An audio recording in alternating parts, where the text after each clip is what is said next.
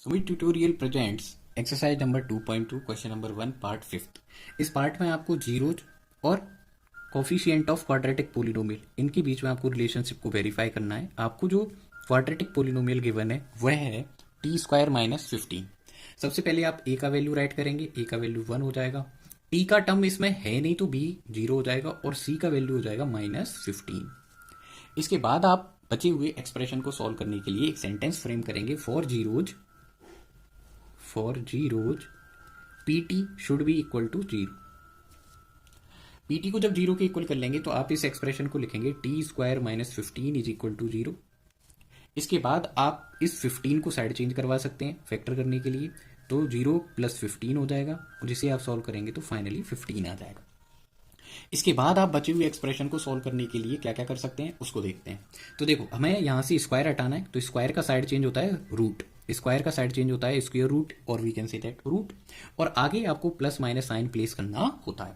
Square का side change करते हैं रूट आता है और जो RHS होती है उस पर आपको प्लस माइनस भी प्लेस करना है रूट से पहले। दैट मीन्स हमारे इस टी के 2 आंसर्स आ चुके हैं। एक तो आंसर है प्लस का रूट 15, वेयर एज जो दूसरा आंसर है वो है माइनस का रूट 15। ये दोनों ही आंसर है। अब इस फर्स्ट आंसर को हम बोलेंगे कि जो फर्स्ट आंसर है वह अल्फा की वैल्यू है रूट 15 एंड जो बीटा है उसका आंसर है माइनस रूट 15। इसके बाद हम इसका सम ऑफ जीरोज करेंगे। क्या करेंगे? Sum of zeros. तो यहां से हम राइट कर सकते हैं sum of zeros, sum of zeros. Sum of zeros आप कैसे करेंगे? तो आप बोलेंगे सुमित आप ऐसा करो, आप अल्फा प्लस बीटा लिख लो। क्या लिख लो? Alpha plus beta. फिर आप अल्फा की वैल्यू रिप्लेस कर लो प्लस रूट 15, फिर आप बीटा की वैल्यू रिप्लेस कर लो माइनस रूट 15। फिर आप इनको सॉल्व करो। सॉल्व कैसे करोगे? क्या आप इसको अच्छे से देखो, एक नंबर पॉजिटिव है दूसरा माइनस है, आप उनको ऐड करने वाले हो, 0 ही हो जाएगा। क्या हो जाएगा? 0।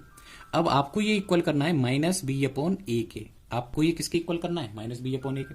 तो आप पहले माइनस साइन लगाओ, फिर ऊपर देखो बी की वैल्यू क्या गिवन है, तो आप बोलेंगे सुमित इसमें बी की वैल्यू ना 0 है, तो आप 0 प्लेस कर लो।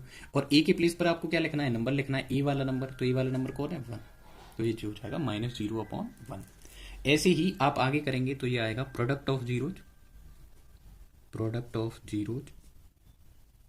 और प्रोडक्ट ऑफ जीरोज करने के लिए आप अल्फा इंटू बीटा करेंगे।